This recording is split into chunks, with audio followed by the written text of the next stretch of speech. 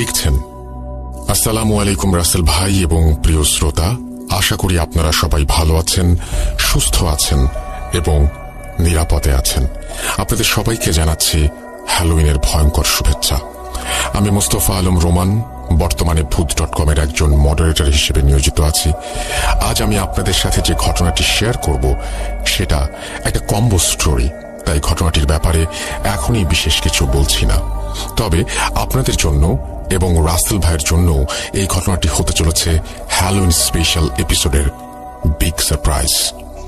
আমি বাজি ধরে বলতে পারি এরকম ঘটনা এর আগে কখনো কোথাও প্রচারিত হয়নি, কারণ ঘটনাটি আমি নিজে সংগ্রহ করলেও লেখাটা কিন্তু আমার একার নয়।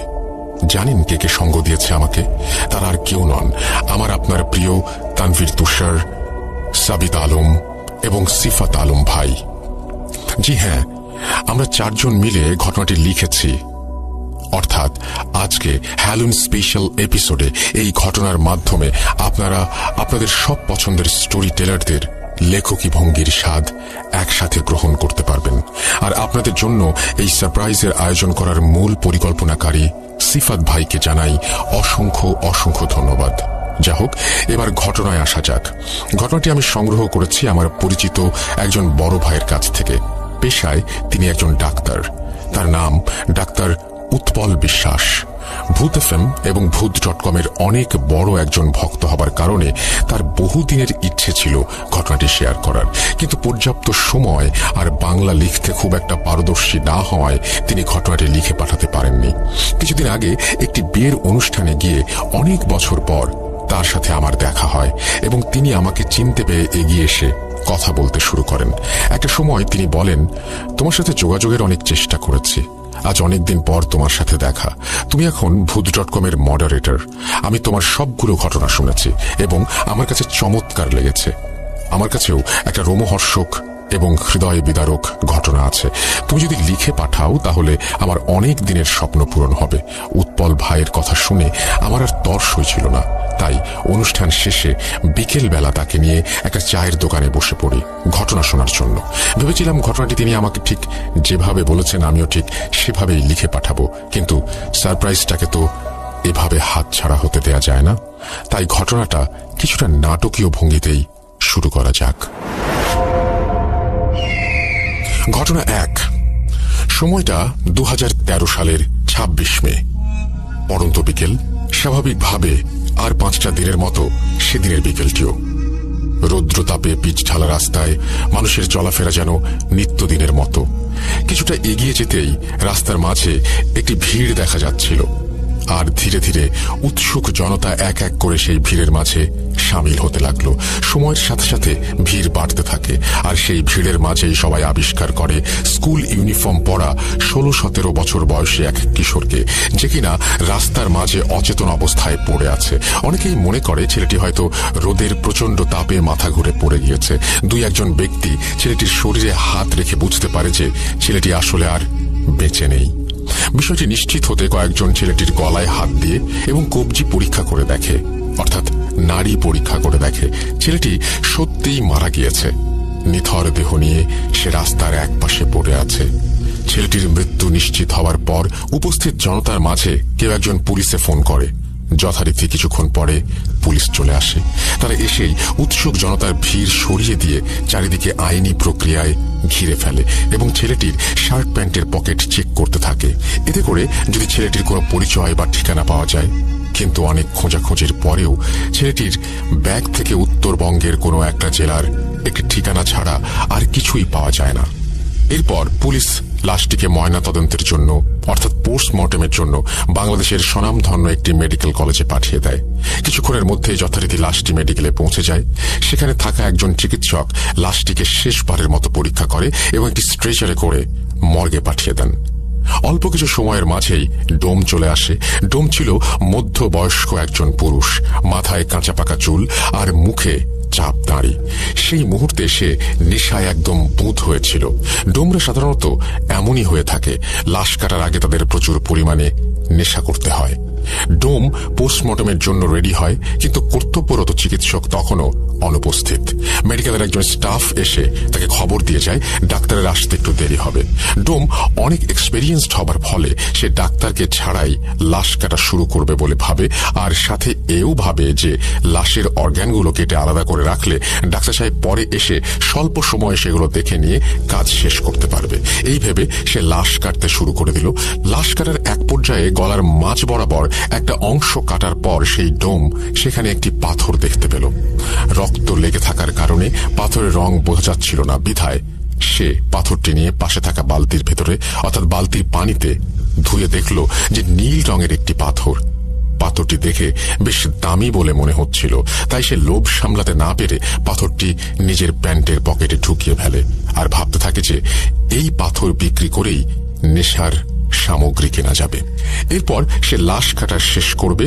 ঠিক এমন সময় কর্তব্যরত চিকিৎসক চলে আসেন মর্গে, আর অনেকটা সময় নিয়ে লাশের বিভিন্ন অর্গান চেক করে উনি ডোমকে বলেন, ছেলেটির মৃত্যুর কারণ আমার বোঝা হয়ে গেছে, আপনি লাশের সেলাই সহ বাকি কাজ শেষ করে ফিরে যেতে পারেন, আমি বেরোচ্ছি। এই বলে ডাক্তার মর্গের রুম থেকে বেরিয়ে চলে যান, আর ডোম লাশটি সেলাই করছিল। এমন সময় সে এক পুরুষ কণ্ঠের করুণ সুরে কান্নার আওয়াজ শুনতে পায়। কান্নার আওয়াজটা এতটাই করুণ ছিল যে কোনো ব্যক্তির কানে গেলে কষ্টে তার বুক ফেটে যাবে। ডোম তার সেলাই থামিয়ে মনে মনে ভাবছিল, এত বছর ধরে এখানে কাজ করছি, আজ পর্যন্ত কিছুই শুনলাম না, আবার কিছু দেখলামও না, তাহলে হঠাৎ এমন কান্নার আওয়াজ কোত্থেকে আসছে? যাকে মনে হয় আজকে একটু বেশি নেশা করে ফেলেছি, তাই এসব ভুলভাল শুনছি। মনে মনে নিজের সাথে এসব কথা বলে ডোম তার লাশ সেলাইয়ের কাজে মনোযোগ দেয়। লাশ সেলাই প্রায় শেষ। ঠিক এমন সময় সে শুনতে পায় কোনো পুরুষ কণ্ঠ খুব সুন্দরভাবে তাকে বলছে, যেটা নিয়েছ সেটা দয়া করে ফেরত দিয়ে দিও, না হলে বড় ক্ষতি হবে। ডোম এই কথা শুনে সেলাই বন্ধ করে দেয় আর প্রচন্ড ভয়ে ঘামতে থাকে। সে একটু সাহস নিয়ে জিজ্ঞাসা করে, কে কে কে কথা বলছে? কে? ডোমের কথা শেষ হবার আগেই সেই পুরুষ কণ্ঠ আবার বলে ওঠে, জানিয়েছ ফেরত দিয়ে দিও, নইলে বড় ক্ষতি হবে। এবার ডোম আরো ভয় পেয়ে যায়, কিন্তু সে নিজেকে সান্ত্বনা দিয়ে ভয় কাটাতে শব্দ করতেই থাকে, হ্যাঁ হ্যাঁ হ্যাঁ, আজকে হয়তো একটু বেশি চড়িয়ে ফেলেছি, তাই এসব আওয়াজ শুনছি। সে একটু ভয়ে ভয়ে লাশ সেলাই করতে করতে ভাবে, এই পাথরটা বিক্রি করে নেশার জিনিস কিনবো, এটা আমি ঠিক নিয়েই যাব। এরপর সে আবার লাশ সেলাইয়ে মন দেয়। সেলাই শুরু করতেই তার মনে হতে থাকে মর্গের ভেতর সে ছাড়াও অন্য কারো উপস্থিতি আছে। তার কানের কাছে কান্নার সেই আওয়াজ যেন আরো স্পষ্টভাবে আসতে থাকে, আর একটু পর পর আওয়াজটা তার বাম কান থেকে ডান কানের দিকে, আবার ডান কান থেকে বাম কানের দিকে ঘুরতে থাকে। পরক্ষণেই কান্নার আওয়াজ থেমে যায় আর রুমটি একদম পিনড্রপ সাইলেন্ট হয়ে যায়। হঠাৎ সেই নীরবতা ভেঙে আবারও ডোম শুনতে পায় কেউ রুমের চারটা কোণা থেকে একসাথে বলছে, ফিরিয়ে দাও, দয়া করে ফিরিয়ে দাও, ওটা নিয়ে যেও না এখান থেকে, ফিরিয়ে দাও। ডোমে সব শুনে অস্থির হয়ে নিজেকে বলতে থাকে, সব ভুল, আমি ভুল শুনছি আমি। এভাবেই নিজের সাথে কথা বলতে বলতে ডোম লাশ সেলাই শেষ করে ফেলে, আর সে ভয়ে ভয়ে খুব দ্রুত লাশটিকে ঢেকে দেয় আর হিমাগারে রেখে তড়িৎ বেগে মর্গ ত্যাগ করে। কিছুক্ষণ পর পুলিশ আসে ময়নাতদন্তের কাজ শেষ হয়েছে কিনা জানার জন্য। ময়নাতদন্ত শেষ হয়ে গেছে দেখে মেডিকেলের সমস্ত পেপার ওয়ার্ক সম্পূর্ণ করে লাশটিকে ছেলেটির ব্যাগে থাকা একটি ঠিকানায় পাঠাবার জন্য অ্যাম্বুলেন্সের কাছে হস্তান্তর করা হয়। জীবনে প্রথমবারের মতো মাইক্রোবাসের স্টিয়ারিং ছেড়ে অ্যাম্বুলেন্সের স্টিয়ারিং এ হাত রাখলেন অ্যাম্বুলেন্স চালক। তার জীবনের প্রথম ভাড়ায় এই লাশটি বহন করে নিয়ে যেতে হবে প্রায় 1.5 ঘন্টার পথ। হাসপাতালের সব ঝামেলা মিটিয়ে লাশ নিয়ে ঠিক 10টায় রওনা দিলেন অ্যাম্বুলেন্স চালক ও তার সহযোগী লাশটির প্রথম গন্তব্যস্থল ছেলেটির এলাকার থানায়। হাসপাতাল থেকে বেরিয়ে প্রায় 1.5 ঘন্টার পথ। যতদূর চোখ যায় বিস্তৃত খোলা মাঠ আর ফসলি জমি, সাথে পাকা রাস্তার দুপাশে বড় বড় গাছের সারি।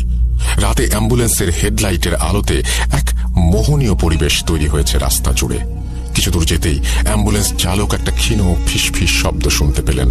ঠিক বোঝা যাচ্ছে না কে বলছে বা কি বলছে, ফিসফিস করে বলছে, তিনি আরো ভালোভাবে খেয়াল করলেন এবং শুনতে পেলেন পুরুষ কণ্ঠে একটা চাপা আর্তনাদ খুব করুণ সুরে ভেসে আসছে তার কানে। রাস্তার মাঝে যা কিছু ঘটে যাক না কেন, আপনি দয়া করে গাড়ি থামাবেন না। এই ফিসফিস শব্দ অ্যাম্বুলেন্সের চালক বেশ কয়েকবার শুনতে পেলেন। তিনি শব্দের উৎস খুঁজে না পেয়ে পাশে থাকা সহকারীকে বললেন, তুই কি কোনো ফিসফিস আওয়াজ শুনতে পাচ্ছিস?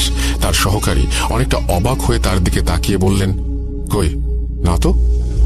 অ্যাম্বুলেন্স চালক বললেন, আমার মনে হচ্ছে কেউ ফিস ফিস করে কথা বলছে, রাস্তার মাঝে কোনোভাবেই গাড়ি থামাবেন না, এরকম, সাথে করুণ আর্তনাদ।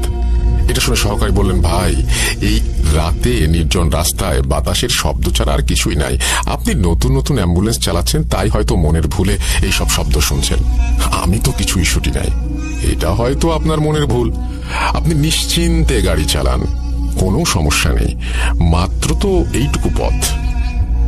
সহকারীর কথা শুনে অ্যাম্বুলেন্স চালকও মনের ভুল ভেবে আবার স্বাভাবিকভাবে গাড়ি চালানো শুরু করেন। এভাবে কিছুক্ষণ গাড়ি চালানোর পর চালক খেয়াল করলেন অন্ধকারের রাস্তার দুপাশে দুজন মানুষ দাঁড়িয়ে হাত উঁচু করে সাহায্য চাইছেন। তিনি সেদিকে তাকাতেই অ্যাম্বুলেন্সের পেছনে থাকা ড্রাইভার আর রোগীর মাঝে যে জায়গাটা একটা জানালার মতো দেয়া থাকে, জানালায় টোকা দিয়ে আবার সেই পুরুষ কণ্ঠে কাঁদো কাঁদো গলায় গাড়ি না থামানোর জন্য অনুরোধ করতে লাগলেন। এবারে অনুরোধটা যেন একটু স্পষ্টভাবেই শুনতে পেলেন তিনি, কিন্তু তিনি খেয়াল করলেন তার পাশে থাকা হেল্পার খুব স্বাভাবিকভাবেই বসে আছে। সে রাস্তার দুজন লোককেও লক্ষ্য করছে না। তাই তিনি গাড়ি না থামিয়ে রাস্তার লোক দুজনকে পাশ কাটিয়ে সামনে চলে গেলেন। কিছু দূর গাড়ি চালানোর পরে চালক খেয়াল করলেন রাস্তার পাশে আবারও সেই দুজন লোক আগের মতোই হাত তুলে দাঁড়িয়ে সাহায্য চাচ্ছে। তবে এবার ব্যাপারটি চালক এবং হেল্পার দুজনেই একসাথে দেখে। ঠিক সেই সময়ে চালক আবার শুনতে পান সেই করুণ সুর পুরুষ কণ্ঠ বলে চলেছে, আমি আপনাকে হাত জোর করে অনুরোধ করছি, দয়া করে গাড়ি থামাবেন না। চালক এবারও মনের ভুল ভেবে গাড়ি থামাতে চাওয়ার কথা হেল্পারকে বলে। হেল্পার বলে, ভাই, গাড়ি থামিয়েন না, নির্জন রাস্তা, রাতে এমন করে অনেক ডাকাতি হয়। কিন্তু চালক একজন মহিলা মানুষকে সাথে দেখে তাদের কাছে গিয়ে গাড়িটা দাঁড় করালেন। চালক এবং হেল্পার খেয়াল করলেন রাস্তায় দাঁড়িয়ে থাকা লোক দুজন মাঝবয়সী পুরুষ এবং মহিলা। পুরুষ লোকটি এগিয়ে এসে জানালেন সম্পর্কে তারা স্বামী স্ত্রী এবং কিছুক্ষণ আগেই তার স্ত্রীর মা মারা গিয়েছেন, তাই রাস্তার পাশে দাঁড়িয়ে তারা যাওয়ার জন্য একটা গাড়ির খোঁজ করছিলেন। চালক ও হেল্পার এতক্ষণে মহিলার দিকে খেয়াল করে দেখলেন তার পরনে সুন্দর একটা গাঢ় নীল রঙের শাড়ি। চালক এবং হেল্পার দুজনেই বেশ অবাক হলো এই ব্যাপারটা দেখে।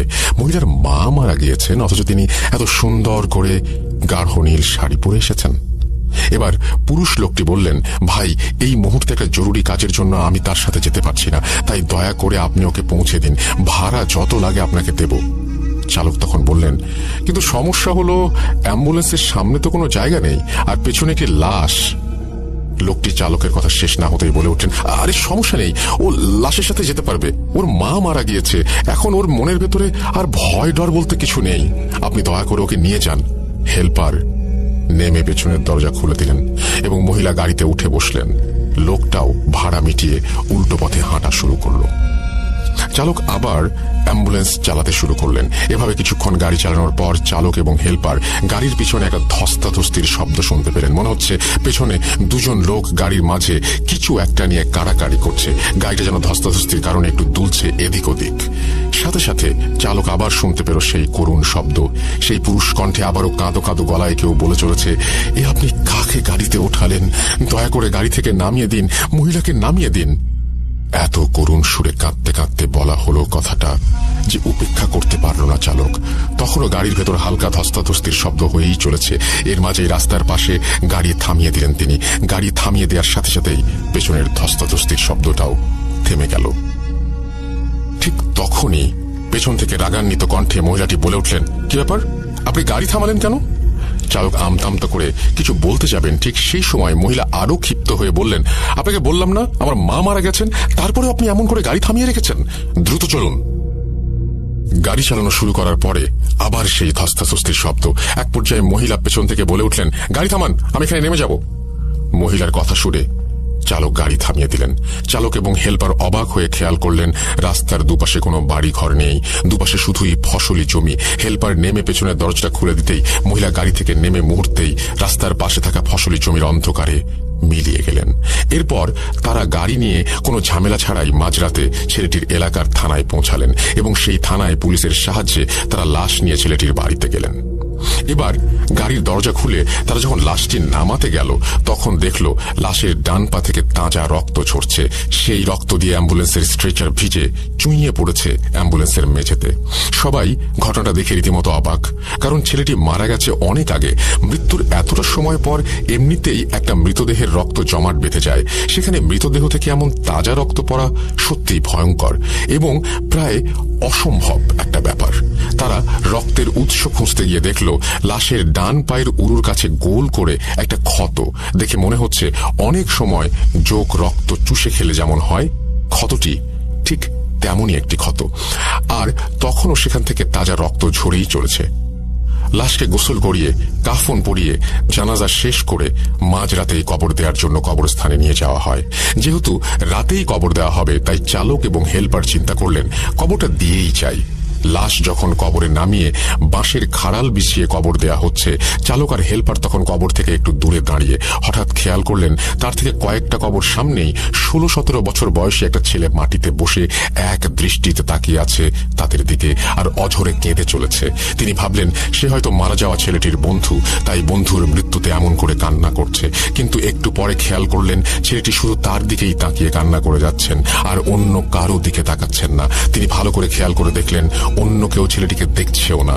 ব্যাপারটা তখন বেশ ভয়ের আর অদ্ভুত লাগে তার কাছে। কবর দেওয়া শেষ করে তারা যখন বাড়ির পথে যাত্রা শুরু করলেন তখন চালক খেয়াল করলেন গাড়ির হেডলাইটের আলোতে রাস্তার পাশে কবরস্থানে কাঁদতে থাকা সেই ছেলেটি রাস্তার পাশে বসে ঠিক আগের মতোই তার দিকে তাকিয়ে আছে এবং কান্না করছে। সে কিছুক্ষণ পরপরই রাস্তার পাশে এমন করে ছেলেটিকে দেখছিল। চালক তখন অনেকটা ভয় পেয়ে যান। তার মনে তখন একটাই প্রশ্ন, তিনি ছেলেটাকে পার করে আসার পরেও কেন বারবার এমন দেখছেন, আর শুধুমাত্র তার দিকে তাকিয়েই বা কেন কান্না করছে। এসব ভাবতে ভাবতে কিছু দূর এগিয়ে আবার দেখেন ছেলেটি রাস্তার পাশে তার দিকে তাকিয়ে কান্না করছে।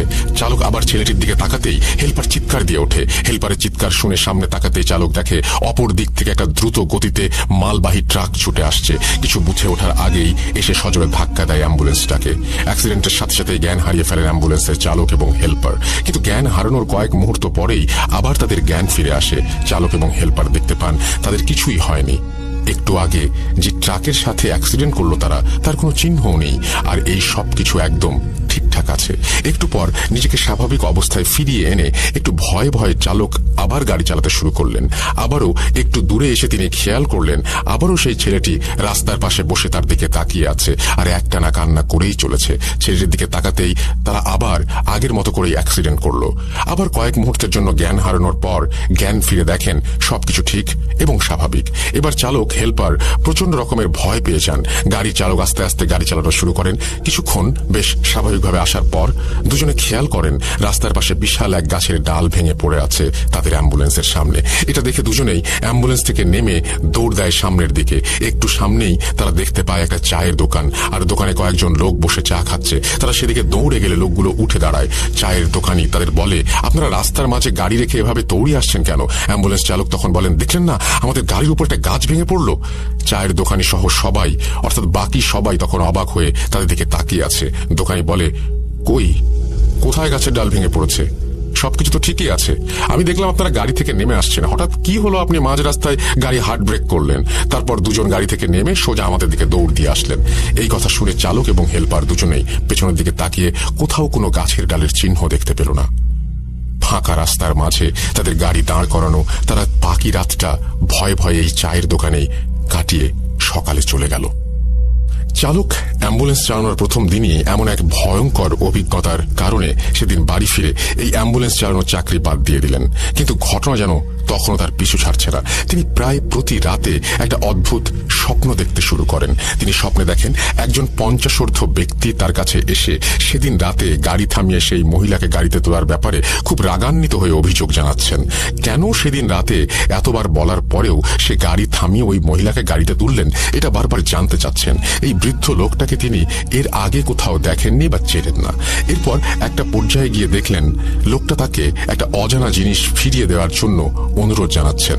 তার একটু পরেই অ্যাম্বুলেন্স চালকের ঘুম ভেঙে যায়। তিনি এই স্বপ্নের কোনো ব্যাখ্যা বুঝতে পারেন না। তিনি প্রথম দিন এটা স্বাভাবিকভাবেই মেনে নিলেন। এত কিছু ঘটে গেল গত রাতে, তাই হয়তো এমন হয়েছে এটা ভাবলেন। কিন্তু প্রথম দিন এটা স্বাভাবিকভাবেই মেনে নিলেও সমস্যা হলো প্রতিদিন রাতে তিনি একই স্বপ্ন দেখা শুরু করলেন। বারবার সেই 50 লোকটা তার কাছে একটা অজানা জিনিস ফিরিয়ে দিতে বলছে।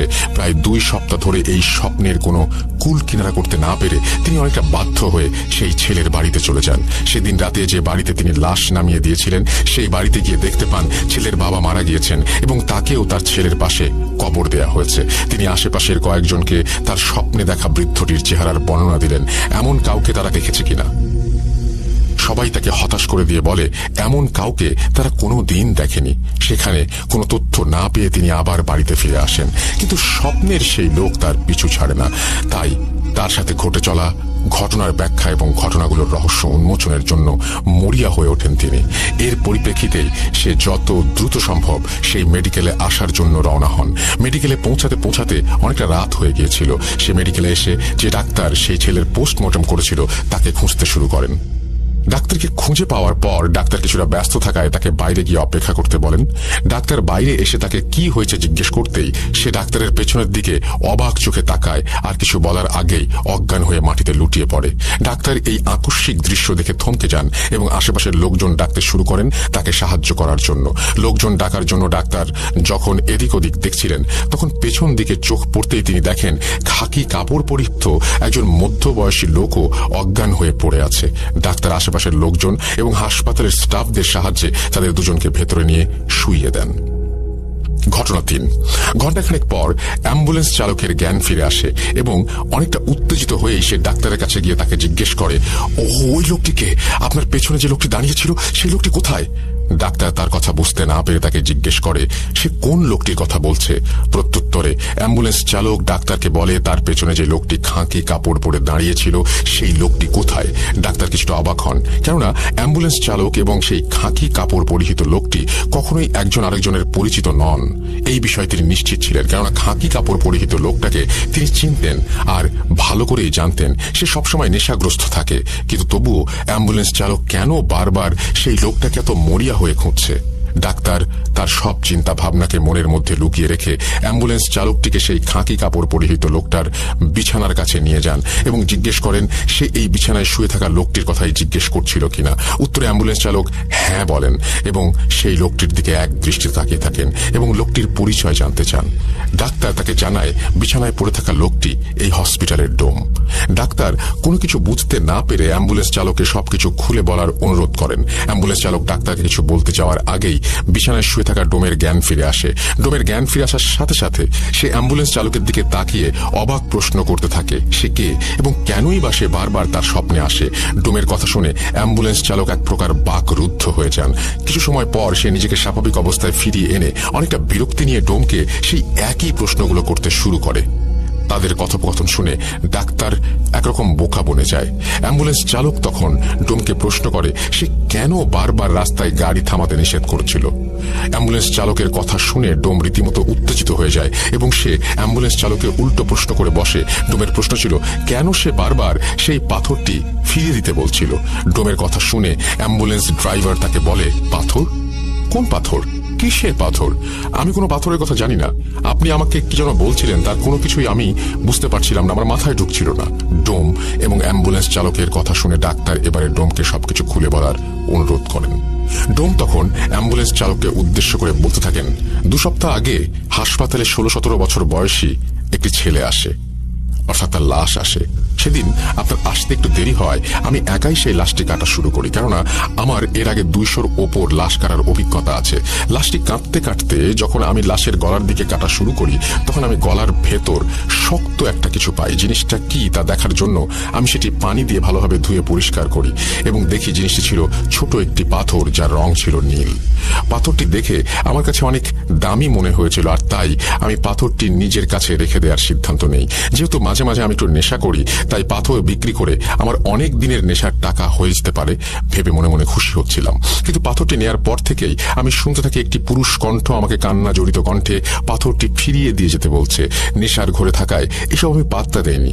লাশ কাটা শেষে বাড়ি ফিরে আসার সময় একটি স্বর্ণের দোকানে যাই পাথরটি বিক্রি করার জন্য। ভেবেছিলাম পাথরটির দাম হয়তো 30 থেকে 40,000 টাকা হবে, কিন্তু স্বর্ণের দোকানে যাওয়ার পর স্বর্ণকার আমাকে পাথরটির জন্য 5,000 টাকা দিতে চান। পছন্দ মতো দাম না পাওয়ায় আমি বাড়ি ফিরে এসে পাথরটি আমার ড্রয়ারে রেখে দেই। পরের দিন আমি অন্য আরেকটি স্বর্ণের দোকানে যাই এবং সেখানেও পাথরটির জন্য 5,000 টাকা দিতে চাই। এবারে আমি অন্য কোনো কিছু না ভেবে পাথরটি বিক্রি করে দেই 5,000 টাকাতেই।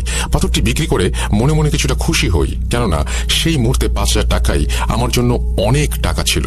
পাথর বিক্রি করে সেই টাকা থেকে আমি বাসায় আবার 300 টাকা খরচ করি এবং বাসায় এসে ঘুমানোর আগে আমার ড্রয়ারে 4,700 টাকা রেখে দেই। পরের দিন সকালে আমি যখন বাইরে যাওয়ার জন্য ড্রয়ার খুলে টাকা নিতে যাই, তখন আমি দেখি ড্রয়ারে কোনো টাকা নেই, আর টাকার জায়গায় সেই নীল পাথরটি রাখা। এই দৃশ্য দেখে আমি প্রচন্ড রকমের অবাক হয়ে যাই এবং পাথরটি কিভাবে আমার ড্রয়ারে ফিরে এলো এটি নিয়ে ভাবতে থাকি। কিন্তু আমার মাথায় কোনো কিছুই আসছিল না, কেননা পাথরটি আমি নিজে না নিয়ে এলে কোনোভাবেই এখানে আসার সম্ভাবনা নেই। তবুও আমার স্ত্রীকে ডেকে জিজ্ঞেস করি কেউ এসে পাথরটি দিয়ে গিয়েছিল কিনা। পরক্ষণেই আবার মনে পড়ে আমি তো কাউকেই আমার বাসার ঠিকানা দেইনি, তাহলে এই পাথরটি কেউ এসে কিভাবে দিয়ে যাবে। এসব ভাবতে ভাবতে আমি আবার পাথরটি বিক্রি করতে আগের স্বর্ণের দোকানে যাই। স্বর্ণের দোকানে যাওয়া মাত্রই স্বর্ণকার এবং দোকানের অন্য লোকজন আমাকে একরকম বেঁধে ফেলে। আমি তাদের কাছে কারণ জিজ্ঞাসা করলে তারা বলে আমি নাকি গতকাল রাতের বেলা তাদের দোকানের সামনে গিয়ে স্বর্ণকারকে ফোন দেই এবং তাকে পাথরটি ফিরিয়ে দিতে বলি, এবং পাথর ফিরিয়ে না দিলে আমি নাকি দোকান ভাঙচুর করব হুমকি দেই। স্বর্ণকার ওই রাতেই দ্রুত এসে আমাকে পাথরটি ফিরিয়ে দেওয়ার পর আমি নাকি তাকে 4,700 টাকা দেই। আর স্বর্ণকার বাকি 300 টাকা কোথায় জানতে চাইলে আমি নাকি স্বর্ণকারকে দুটো চড় মেরে সেখান থেকে পাথরটা নিয়ে চলে আসি। স্বর্ণকারের কথা বিশ্বাস না করায় সে আমাকে তার দোকানের সিসিটিভি ফুটেজ দেখাতে চায়, আর আমিও রাজি হয়ে যাই। কিন্তু অবাক করা ব্যাপার হলো সেদিন রাতের কোনো ফুটেজই ক্যামেরায় ধরা পড়েনি। এরপর আমি স্বর্ণকারকে বুঝিয়ে শুনিয়ে পাথরটি আবার তাকে দিয়ে 4,700 টাকা নিয়ে বাসায় চলে আসি। বাসায় ফিরে আসার আগে আমি আবার সেই 300 টাকা খরচ করেছিলাম। ঘুমানোর আগে আমি টাকা ড্রয়ারে রেখে দিয়েছিলাম এবং সকালে উঠে আবারও পাথরটি নিয়ে আবার স্বর্ণকারের কাছে যাই। এবারে স্বর্ণকার আমাকে তার কয়েকজন লোক দিয়ে মারধর করতে শুরু করে। আমি তাকে মারধরের কারণ জিজ্ঞাসা করলে সে আমাকে বলে আমি নাকি গতকাল রাতেও আগের মতোই এসে তাকে ফোন দেই এবং পাথরটি ফেরত চাই। এবারে স্বর্ণকার তার সাথে আরো 2জন লোক নিয়ে আসে যেন আমি তাকে আর মারতে না পারি, কিন্তু এবারও নাকি আমি তাকে 4,400 টাকা ফেরত দিতে গেলে সে বাকি টাকাটা কোথায় জিজ্ঞেস করার পর আমি একাই স্বর্ণকার এবং তার সাথে থাকা 2 ব্যক্তিকে মেরে সেখান থেকে চলে আসি। এবারে আমি আর পাথরটি বিক্রি করিনি। পাথরটি পাওয়ার পর থেকেই আমি রাতের বেলা স্বপ্ন দেখতে শুরু করি, আর স্বপ্নের সেই ব্যক্তিটি আর কেউ না, তিনি হচ্ছেন অ্যাম্বুলেন্স চালক। আপনি আমার স্বপ্নে এসে পাথরটি ফেরত দিতে বলছেন। আমি মনের ভুল ভেবে বারবার এসব কিছু অগ্রাহ্য করে যাচ্ছিলাম, কিন্তু প্রতিদিনই আমি স্বপ্ন দেখি আপনি আমাকে বারবার পাথরটি ফেরত দিতে বলছেন। আপনি কেন আমার সাথে এরকম করছেন? কে আপনি? কি চান আমার কাছে? অ্যাম্বুলেন্স চালক ডোমের এই কথাগুলো শুনে কোনো অর্থই খুঁজে পাচ্ছিল না এবং সে নিজের দেখা স্বপ্নের কথাও ডোমকে জানায়। ডাক্তাররা তখন চুপচাপ দাঁড়িয়ে তাদের কথা শুনছিল। এবার সে বলতে শুরু করে ওই লাশের পোস্টমর্টম হবার পর থেকে আমার সাথেও ছোটখাটো কিছু ঘটনা ঘটছে। যেদিন আমি লাশটার পোস্টমর্টম করি সেদিন থেকে আমি রাতের বেলা প্রায় সময়ই দেখতাম 16-17 বছর বয়সী একটি ছেলে, যার হাতে অনামিকা আঙুলটি কাটা, এবং সে আমার বারান্দায় বসে কাঁদছে এবং আমার দিকে তাকিয়ে হাত এমনভাবে ইশারা করছে যেন সে আমাকে তার কাছে ডাকছে কিছু বলবার জন্য। আমি মনের ভুল ভেবে অন্যদিকে মনোনিবেশ করার পরেও তাকে বারবার দেখতে পাচ্ছিলাম। সে আমাকে বলে মর্গ থেকে নাকি তার একটি জিনিস হারিয়ে গিয়েছে এবং সেটি এই হাসপাতালের সাথে জড়িত কারো কাছেই আছে। সে কান্না করতে থাকে এবং আমাকে তার জিনিসটি খুঁজে দেওয়ার জন্য অনুরোধ করতে থাকে। আমি প্রায় প্রতি রাতেই তাকে আমার বারান্দায় একই অবস্থায় বসে কান্না করতে দেখি এবং সে আমার কাছে বারবার তার হারানো জিনিস খুঁজে দেওয়ার অনুরোধ করে। তাদের 3 জনের কথার পর পরস্পরের মনে যেন এক ধোঁয়াশার সৃষ্টি হয়। তাদের সাথে কি হচ্ছে তারা কেউ কোনো কিছু বুঝতে পারছিল না। কোনো কিছু বুঝতে না পেরে তারা পুলিশের শরণাপন্ন হয়। পুলিশ স্টেশনে গিয়ে সেই লাশটির সম্পর্কে তথ্য জানতে চাইলে পুলিশ সরাসরি তাদেরকে তথ্য দিতে মানা করে দেয় এবং তারা পরীক্ষা নিরীক্ষা ও তদন্তের পর কিছু জানতে পারলে তাদের জানাবে, আর প্রয়োজন পড়লে তাদের ডাকা হবে। পুলিশ তাদের কাছে এই সব তথ্য জানতে চাওয়ার কারণ জানতে চাইলে তারা পুলিশকে সবকিছু খুলে বলে, কিন্তু পুলিশ এইসব অলৌকিক ব্যাপারে হাসি ঠাট্টায় উড়িয়ে দিয়ে তাদেরকে পুলিশ স্টেশন থেকে চলে যেতে বলে। এরপর তারা সকলেই নিজ নিজ বাসায় চলে যায়। তবে অদ্ভুত ব্যাপার হলো, সেদিনের পর থেকে অ্যাম্বুলেন্স চালক এবং ডাক্তারের সাথে আর কোনো ধরনের কোনো ঘটনা ঘটেনি, কিন্তু সেদিন থেকে ডোমের জীবন শুরু হয় এক বিভীষিকাময় কালো অধ্যায়ের। বাড়িতে ফিরে আসার পর ডোম আবার স্বপ্ন দেখতে শুরু করে। এবারে সে স্বপ্নে গাঢ় নীল শাড়ি পরিহিত মহিলাকে দেখতে পায়। মহিলাটি তাকে বারবার সেই অ্যাম্বুলেন্স চালককে একটি জিনিস দিতে নিষেধ করে এবং বলে যদি সে অ্যাম্বুলেন্স চালককে জিনিসটি দেয় তাহলে নাকি অনেক বড় ক্ষতি হবে।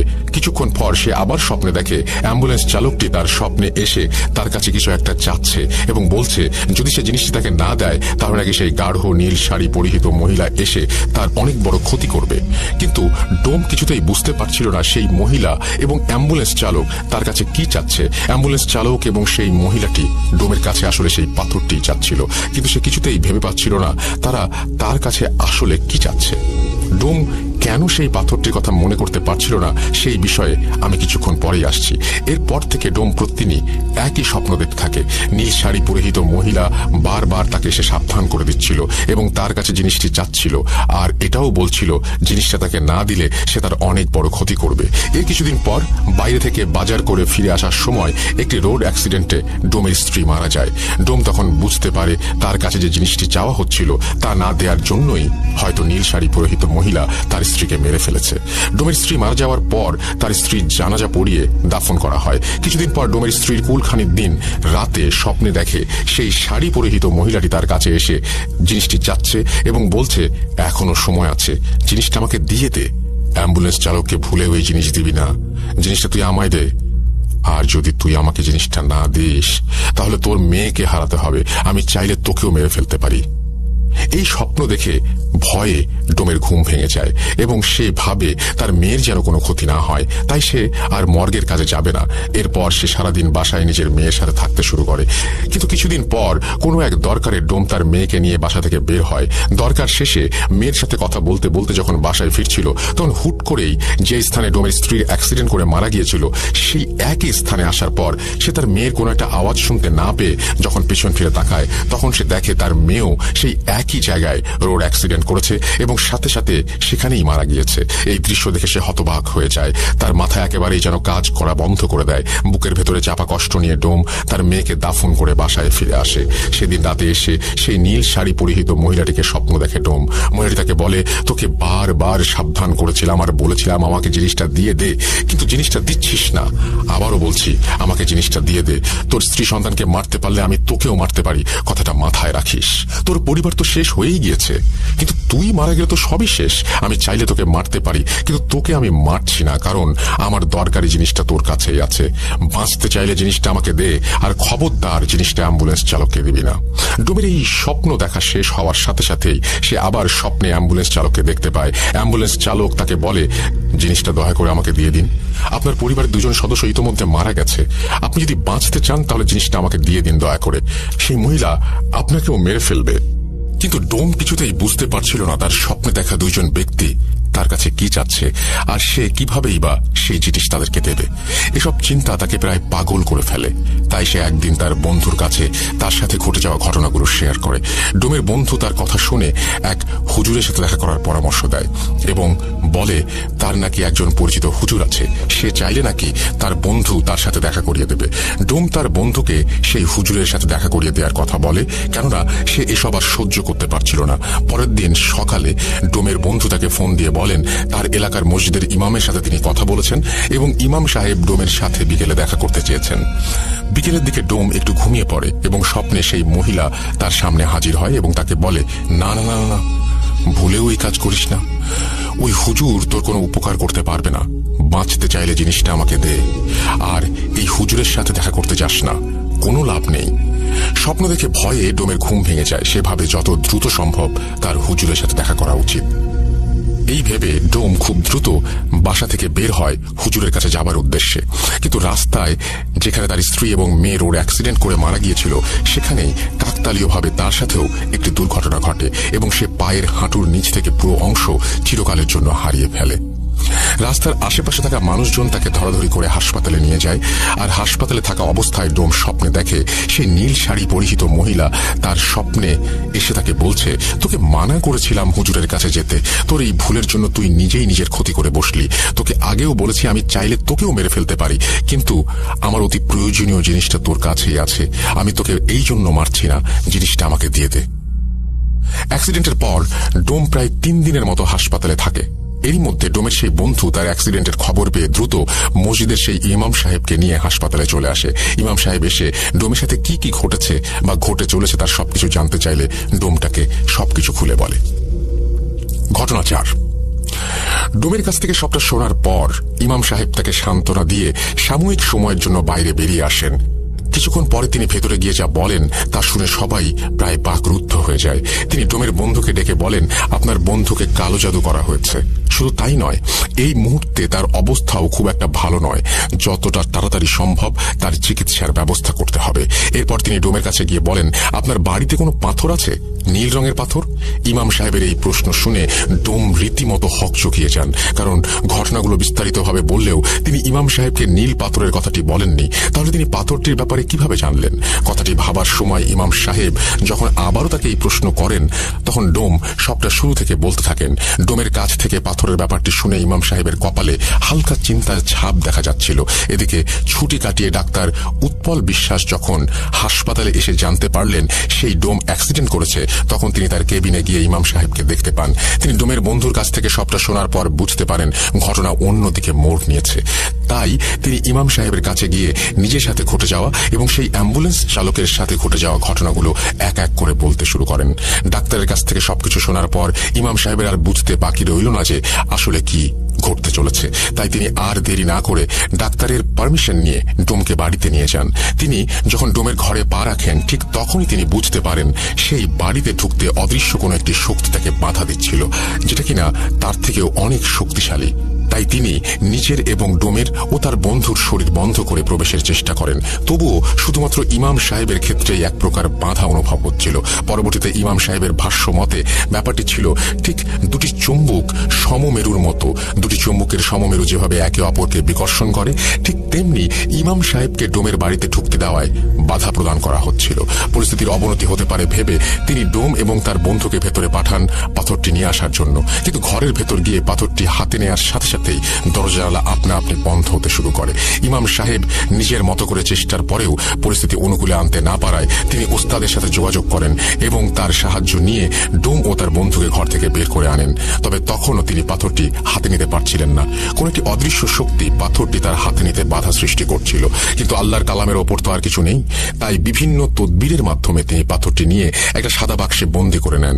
এই ঘটনা চলাকালীন ইমাম সাহেব নিজের তদবিরের মাধ্যমে পুরো ঘটনাটি জেনে গিয়েছিলেন।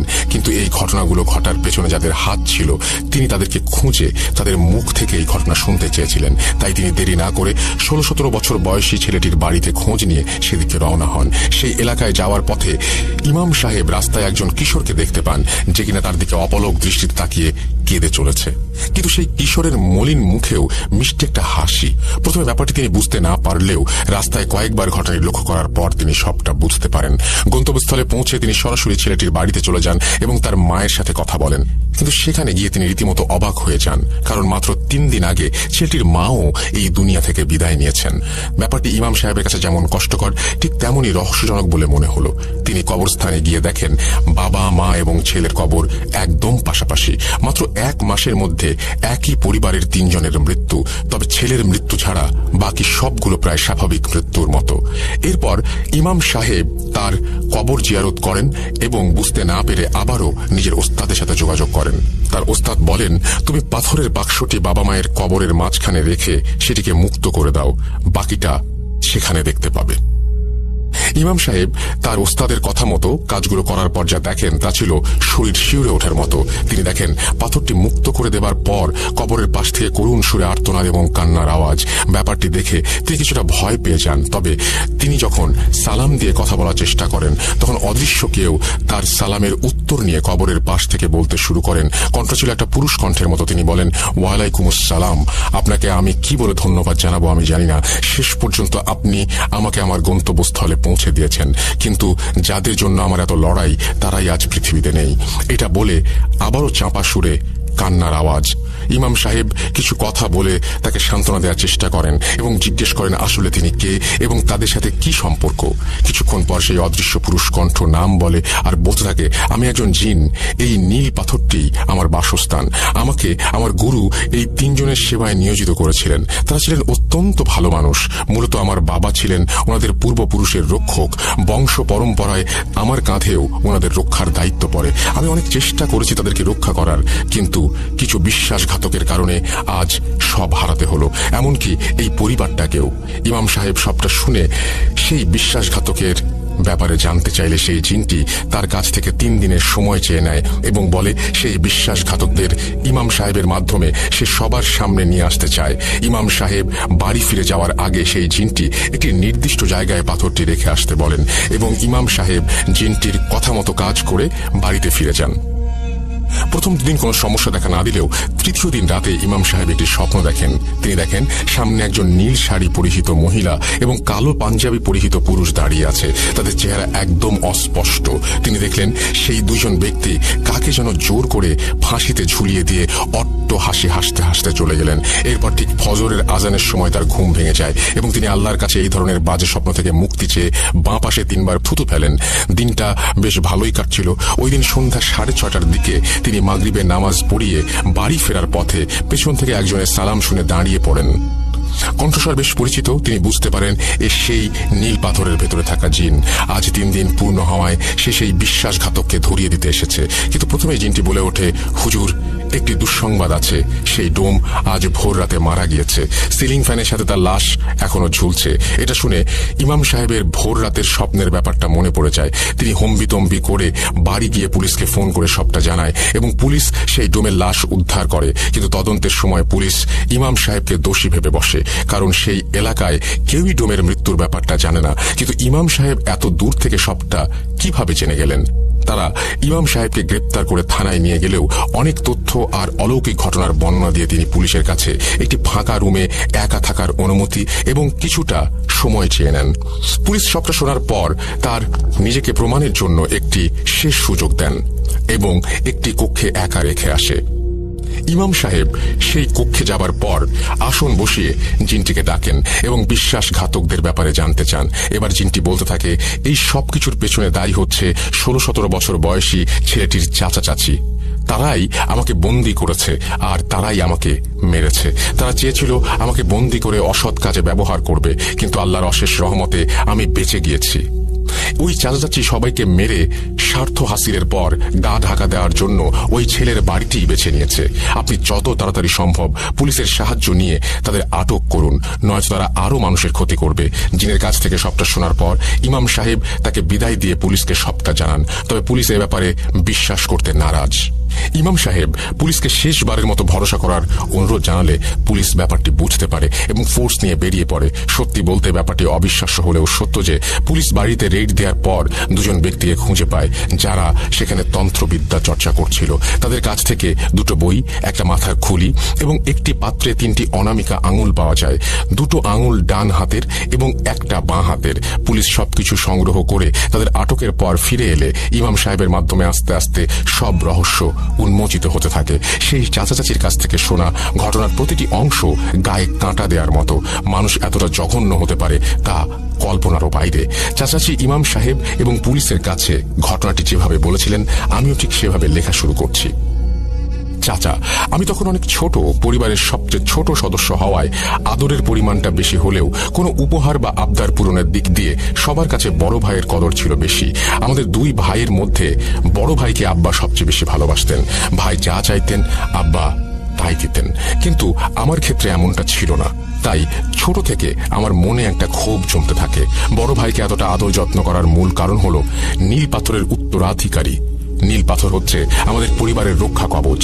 আমার দাদু একটা সময় জিন পালতেন এবং তাদের অনেকভাবে সাহায্য করতেন বিধায় উপহার স্বরূপ প্রতিটি প্রজন্মের রক্ষী হিসেবে একজন জিন পেয়ে থাকেন। আমার বাবাও পেয়েছিলেন।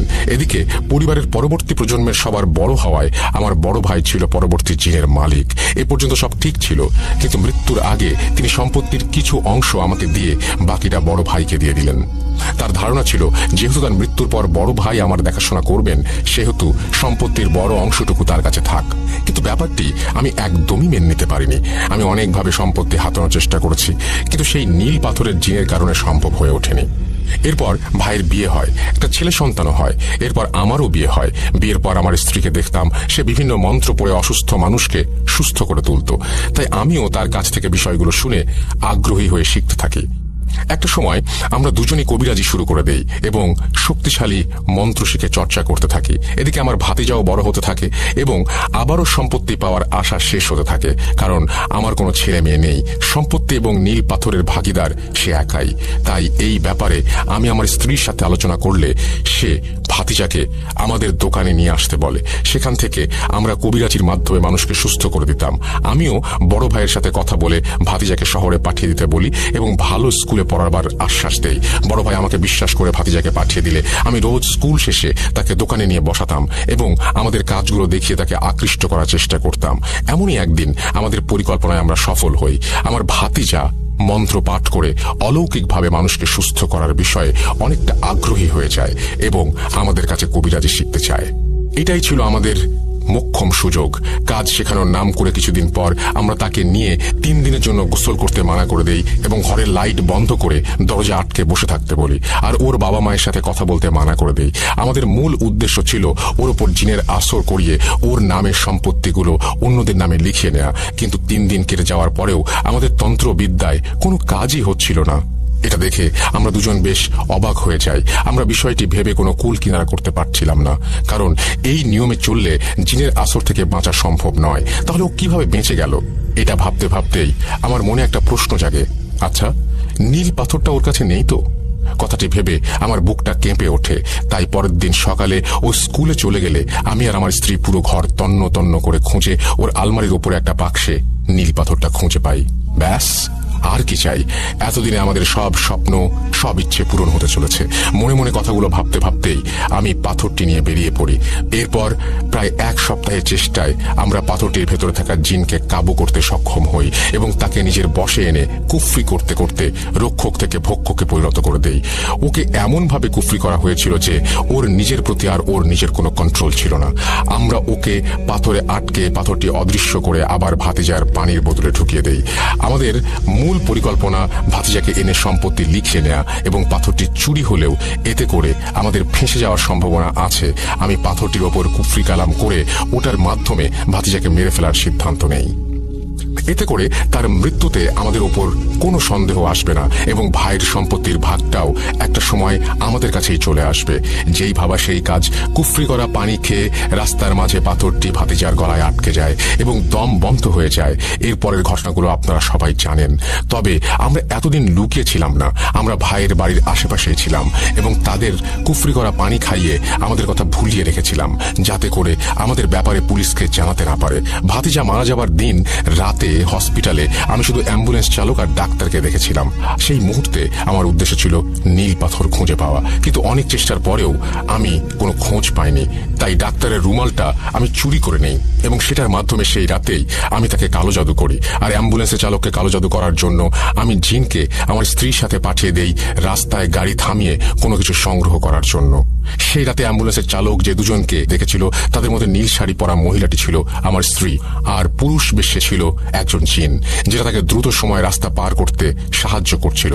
ওই দিনই আমার স্ত্রী কোনো এক বইয়ে পড়েছিল, যদি একই পরিবারের সকলের মৃত্যুর পর ছেলেদের ডান হাত এবং মেয়েদের বাম হাতের অনামিকা আঙুল কেটে নিয়ে আসা হয় তাহলে ক্ষমতা দ্বিগুণ বেড়ে যাবে। তাই ওই রাতে আমার স্ত্রী অ্যাম্বুলেন্সের পেছনে থেকে চালকের শার্টের একটা অংশ, ভাতিজার ডান হাতের অনামিকার আঙুল আর ডান পায়ের রক্ত নিয়ে আসে।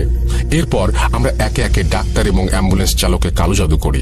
কালো জাদুর মূল উদ্দেশ্য ছিল যখন কারো সাথে কথা বলবো তখন তাদের মাধ্যমে আমরা সেই ব্যক্তির সব তথ্য সংগ্রহ করতে পারবো। এটাকে আমরা নীল পাথর খোঁজার একটি মাধ্যম বানিয়ে ফেলেছিলাম।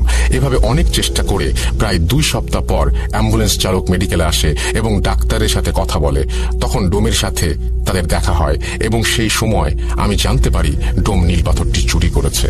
তাই ওই দিনের পর ডাক্তার এবং অ্যাম্বুলেন্স চালকের ওপর থেকে কালো জাদুর প্রভাবটি কাটিয়ে ডোমের ওপর জাদু করা হয় পাথরটা ফিরিয়ে আনার জন্য। কিন্তু এখানে একটি সমস্যা দেখা দেয়। ভাতিজার মৃত্যুর পর জাদুর প্রভাব কেটে যাওয়ায় নীল পাথরে থাকা জিনটি নিজের ক্ষমতা ফিরে পায়, কিন্তু তার পক্ষে একা চলাচল করা অসম্ভব ছিল। তাই আমি যখনই ডোমের স্বপ্নে গিয়ে পাথর ফিরিয়ে দেওয়ার কথা বলতাম তখন পাথরের ওই জিনটি অন্য রূপ ধরে তার কাছে গিয়ে পাথর ফিরিয়ে দিতে মানা করত। স্বপ্নে বারবার পাথরের কথা উল্লেখ করা হতো ঠিকই, কিন্তু ঘুম ভাঙার পর নীল পাথরের জিনের প্রভাবে স্বপ্নের সব কথা মনে থাকলেও পাথরের কথাটা মনে থাকতো না। আমরা তাকে অনেকভাবে ভয় দেখিয়ে তার স্ত্রী মেয়েকে মেরে এবং তাকে নানা রকমের হুমকি দিয়েও পাথরটি নিতে চেয়েছিলাম, কিন্তু সফল করতে পারিনি। এভাবে আমরা যখন সফল হতে পারছিলাম না তখন শক্তি বৃদ্ধির জন্য আমরা আমার ভাবিকে মারার সিদ্ধান্ত নেই। আমার ভাইকে মেরেছিলাম অনেক আগেই। পাথরের খোঁজ করতে অনামিকা আঙুলের প্রয়োজন অনুভব করায় আমার বড় ভাইকে আগেই সরিয়ে দিয়েছি। এবার পাথরটা নিজের কাছে আনার জন্য শেষ ব্যক্তি ছিল ভাবি।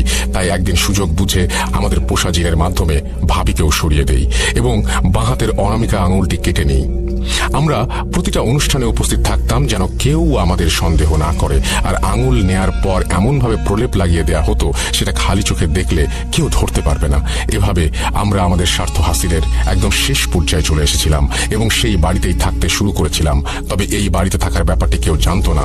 এত চেষ্টার পরেও শেষ মুহূর্তে নীল পাথর থেকে জিন মুক্ত হয়ে যাওয়ার কারণে সব গোলমাল হয়ে যায়। পাথরটি খুঁজে পেতে শেষবারের মতো চেষ্টা করতে বসেছিলাম ঠিকই, কিন্তু ধর্মের কাছে আমরা হার মেনে যাই। এটা ছিল সেই ছেলেটির চাচা চাচির দেয়া বয়ান এবং ঘটনার চতুর্থ এবং শেষ অংশ। কিন্তু সবচেয়ে আশ্চর্যের বিষয়, মাত্র 2 দিনের মাথায় জেলের ভেতর তাদের দুজনকে মৃত অবস্থায় পাওয়া যায়। ভেতরে গিয়ে দেখা যায় তাদের দুজনেরই মাথা বাদে শরীরের প্রত্যেকটি অঙ্গ মুচড়িয়ে উল্টো করে রাখা। এই অলৌকিক ব্যাপারটা এবং একই পরিবারের 3 জনের রহস্যজনক মৃত্যুর খবরটা প্রকাশ পাওয়ার আগ মুহূর্তে তাদের দুজনের মৃত্যু পুলিশকে নাড়া দিয়ে দেয়। কারণ জেলে থাকা অবস্থায় দুজনের আকস্মিক মৃত্যুর দায়ভার তাদের উপরেই বর্তায়। তাই নিজেদের সেফটির জন্য তারা এটিকে সুইসাইড বলে চালিয়ে দেয়। ঘটনাটি মূলত এইটুকুই ছিল। এটা আমার কাছে আজও অবিশ্বাস্য বলে মনে হলেও ধর্মের বিশ্বাসে অসম্ভব কিছুই নেই। আমি উৎপল ভাইয়ের কাছ থেকে ঘটনা শোনার পর সেই হুজুরের সাথে দেখা করেছি এবং অ্যাম্বুলেন্স চালকের সাথেও ফোনে কথা বলেছি, তাই একটু হলেও ভরসা করতে পারি। আর হ্যাঁ, আপনাদের জন্য আরো একটা সারপ্রাইজ আছে। নীল পাথর থেকে জিন মুক্তির পর সেই জিন উপহার হিসেবে হুজুরকে পাথরটা দিয়ে গিয়েছে। হুজুরের কাছে এখনো সেই পাথরটি আছে। আমি যখন হুজুরের সাথে দেখা করতে গিয়েছিলাম তখন তিনি আমাকে পাথরটি দেখিয়েছিলেন।